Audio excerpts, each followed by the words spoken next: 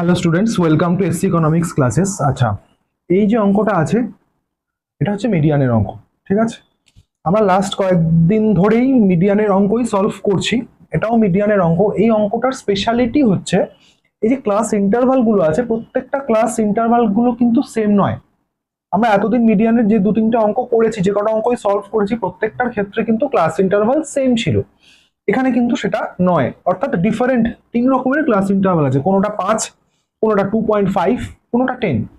এবার এই যে সাইজ অর্থাৎ এক্স আর ফ্রিকোয়েন্সিটা এফ দেওয়া আছে, আমরা এই অঙ্কটা কিভাবে সলভ করব? ক্লাস ইন্টারভাল গুলোকে কি সেম রাখবো, নাকি যেমন আছে তেমনই থাকবে, সেইটা আমরা অঙ্ক করতে করতে আমি সবটা বলে দেবো। আচ্ছা, তিনটে কলাম করব যেমন আমরা করি মিডিয়ানের অঙ্কের ক্ষেত্রে। যেমন আছে আমি সেরকম ভাবেই লিখে নিচ্ছি। 15 to 17.5, 17.5 to 20, 20 to 30, 30 to 35, 35 to 40, 40 to 50।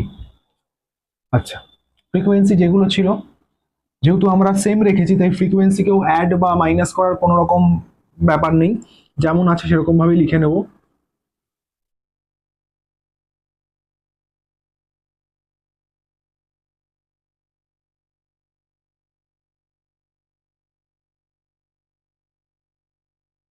আচ্ছা, কিউমুলেটিভ ফ্রিকোয়েন্সি গুলো আমরা কিভাবে পাবো? অ্যাড করে করে। প্রথমটা সেম থাকে আমরা জানি, তারপর একটা 10 plus 15 equals to 25, 25 plus 17 equals to 42, তারপর একটা 67, মানে 42 এর সাথে 25 অ্যাড করলে আমরা 67 হয়। 67 এর সাথে আমরা কি অ্যাড করব? 28, তাহলে হবে 95, তারপর 125, and finally we are getting 165, which is equals to n। তাহলে n ইকুয়ালস টু আমরা পেয়ে যাচ্ছি 165। n আর কিছুই না, আমি প্রত্যেকটা ফ্রিকোয়েন্সিকে অ্যাড করলে, অর্থাৎ summation of frequency is 165। Hence n by 2 equals to 165 by 2 equals to 82.5। আমার n বাই 2টা দরকার মিডিয়ানের পজিশনটা জানার জন্য। তাহলে 82.5টা কিসের মধ্যে আছে? এই দুটো কিউমুলেটিভ ফ্রিকোয়েন্সির মধ্যে আছে আমার 82.5।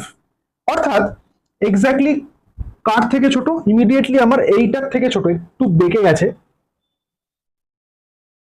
তাহলে এটা হবে আমার মিডিয়ান ক্লাস। এটা যদি মিডিয়ান ক্লাস হয়, তাহলে ফর্মুলাটা তো আমরা জানি,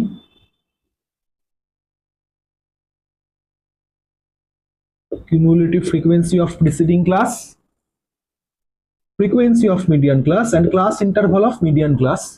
তাহলে L1 টা হবে 30, যেহেতু এটা আমার মিডিয়ান ক্লাস। এক্স্যাক্টলি 95 এর থেকে আমার ছোট হচ্ছে 82.5, তাহলে আমার এটাই হচ্ছে মিডিয়ান ক্লাস। 30 টু 35 এর মধ্যে আমার মিডিয়ানের ভ্যালু থাকবে। তাহলে 30 হবে L1, লোয়ার লিমিট। আমরা লোয়ার লিমিটটা নিই। n/2 তো দেওয়াই আছে। কিউমুলেটিভ ফ্রিকোয়েন্সি আগেরটা নিই আমরা, প্রিসিডিং ক্লাসের, আর ফ্রিকোয়েন্সি নিয়ে আমার মিডিয়ান ক্লাসের। আচ্ছা, তাহলে 30 প্লাস n/2 কত? n/2 পেয়েছি আমরা ক্যালকুলেট করে 82.5। কিউমুলেটিভ ফ্রিকোয়েন্সি যদি প্রিসিডিং ক্লাসের হয়, তাহলে এটা হবে আমার 67। আমার অঙ্কটা করা হয়ে গেলে আমি সরে যাব, তখন তোমরা স্ক্রিনশট নিয়ে নেবে। আগে বুঝে নাও ভালো করে। তাহলে ফ্রিকোয়েন্সিটা হবে আমার মিডিয়ান ক্লাসের, and that is 28। Class interval is 5। আচ্ছা, তাহলে 30 প্লাস সামথিং, যেটা আমার 5 এর থেকে ছোট বেরোবে, যাতে আমার 30 থেকে 35 এর মধ্যে মিডিয়ানটা স্টে করে।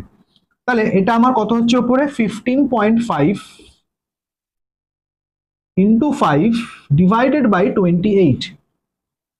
ঠিক আছে, তাহলে এই পুরো পোর্শনটা হবে আমার 2.77।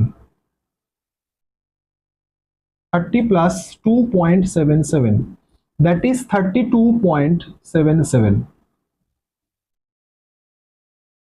ঠিক আছে, তাহলে আমার 30 থেকে 35 এর মধ্যে বেরিয়েছে 32.77। তাহলে আমরা ধরে নিতে পারি যে আনসারটা ঠিক আছে। ধরে নিতে নয়, অ্যাকচুয়ালি আনসারটা ঠিকই আছে, এটাই আনসার হবে এটা। তো এটাই হচ্ছে complete solution of this problem, particular problem. অঙ্ক বিভিন্ন ভাবে আসতে পারে পরীক্ষার হলে, তো কনফিউজড হলে চলবে না, নার্ভাস হলে চলবে না। তাই জন্য ডিফারেন্ট টাইপের অঙ্ক, অঙ্ক একই ফর্মুলা, কিন্তু অঙ্কের কোয়েশ্চেনের মধ্যে কিছু রকম কিছু টুইস্ট থাকে অনেক সময়। তো এইটা হচ্ছে একটা প্যাটার্ন, এই টাইপের অঙ্ক যথেষ্ট আসে, তাই জন্য এটা আমার মনে হলো এটা করে দেওয়া দরকার। কারণ অনেক সময় এটা স্টুডেন্টদের কোয়েশ্চেন থাকে যে ক্লাস ইন্টারভাল যদি সেম না থাকে, তাহলে মোডের ক্ষেত্রে তো আমরা সেম করে নিই, মিডিয়ান বা মিনের ক্ষেত্রে কি আমরা সেম করব? দরকার নেই, যেমন আছে তেমন থাকাটাই বেটার। দরকার পড়ে না, মোডের ক্ষেত্রে আমার করে নেওয়াটা দরকার পড়ে, সেম করে নেওয়া, না হলে অঙ্কটা সলিউশন বেরোবে না। কিন্তু মিডিয়ান বা মিনের ক্ষেত্রে আমাদের সেম রাখলে অসুবিধা নেই। ক্লাস ইন্টারভাল ফর্মুলা যখন ক্লাস ইন্টারভালটা নেব, that will be the class interval of median class. অন্য ক্লাস ইন্টারভাল নিলে হবে না, তখন একটাই শুধু আমাদের মাথায় রাখতে হবে, বাকি যেমন ফর্মুলা তেমনই থাকবে। ঠিক আছে, তোমরা এটা একটা কাজ করো, স্ক্রিনশট নিয়ে নাও, যাতে তোমাদের অঙ্কটা নিজেরা করার সময় যদি আটকায় তাহলে তোমাদের সুবিধা হবে। ঠিক আছে, আজকে এইটুকুই।